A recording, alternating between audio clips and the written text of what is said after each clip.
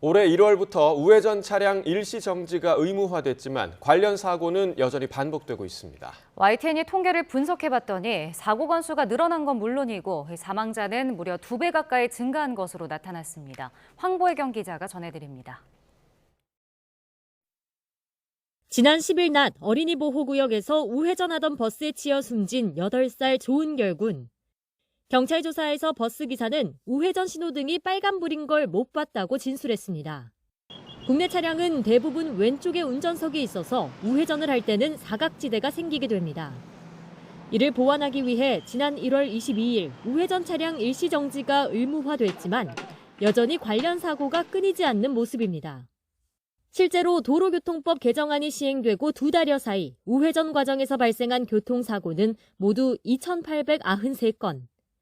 지난해 같은 기간과 비교해 오히려 소폭 늘었습니다. 다친 사람 역시 3,750명으로 1년 전보다 증가했는데 사망자는 올해 24명으로 지난해 13명보다 무려 2배 가까이 급증한 것으로 나타났습니다. 경찰이 교차로에서 우회전하는 차량을 대상으로 대대적인 홍보와 계도에 나섰지만 실효성이 없었다는 비판이 나옵니다. 운전자들이 우회전 일시정지에 대해 정확히 인지하지 못한 상황에서 사고가 예년과 비슷한 수준으로 발생했다는 것은 계도 기간에 충분하고 효율적인 홍보가 이루어지지 못했다는 반증일 수 있습니다. 지난해 경찰청과 행정안전부가 우회전 차량이 보행자를 친 사고가 많이 일어난 60곳을 합동 점검한 결과 위험 요인이 350건 확인되기도 했습니다.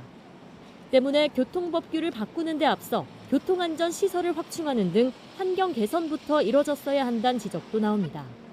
또 최근 횡단보도를 교차로에서 더 멀리 두는 방안이 해법으로 대두되는 가운데 전문가들은 이게 유일한 정답은 아니라고 강조합니다. 스쿨존은 우회전 구간에 울퉁불퉁하게 블록 포장을 해서 자연스럽게 속도가 줄어들게 해야 하고요. 통행량이 많은 교차로는 전방향 적색 신호 체계를 도입해서 교차로 특성에 맞게 시설 변경이 이루어져야 합니다.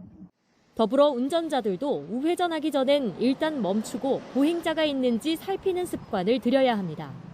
경찰은 우회전 의무화 계도 기간을 오는 21일까지로 연장하고 특히 어린이 보호구역에서 집중 단속에 나설 방침입니다. YTN 황보혜경입니다.